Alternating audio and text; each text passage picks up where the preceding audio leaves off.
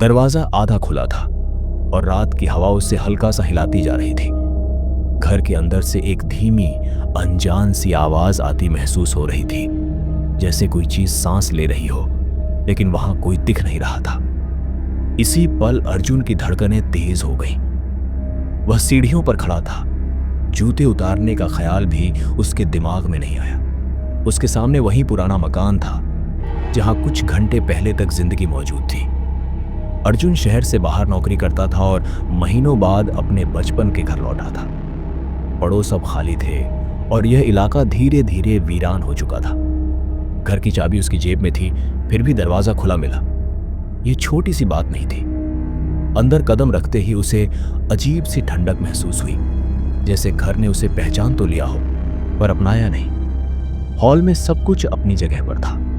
सोफे पर धूल की पतली परत, दीवार पर टंगी घड़ी रुकी हुई और फर्श पर पानी के सूखे निशान, जैसे किसी ने जल्दी में कुछ छोड़ा हो। अर्जुन का ध्यान रसोई की तरफ गया, जहां से वही सांस जैसी आवाज अब और साफ सुनाई दे रही थी। वहां पहुंचते ही उसे एहसास हुआ कि घर के अंदर कोई हलचल नहीं है, फिर भी घर खाली नहीं लग रहा। ये मकान कभी उसकी माँ सुमित्रा के साथ भरा हुआ था। आखिरी कॉल के बाद से उसका नंबर बंद था।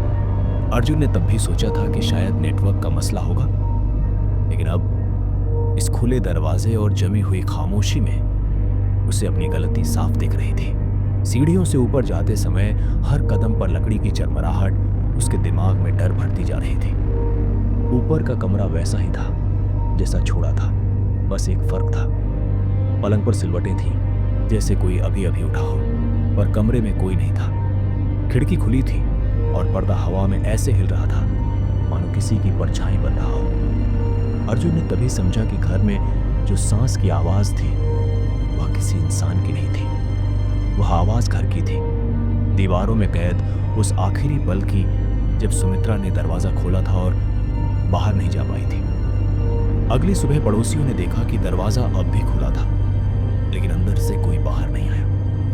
पुलिस की रिपोर्ट में लिखा गया कि घर के अंदर कोई जिंदा नहीं था, बस दीवारों पर उभरी नमी और हवा में तैरती एक अजीब सी गर्माहट थी, जैसे घर ने एक और याद को अपने भीतर हमेशा के लिए बंद कर दिया हो।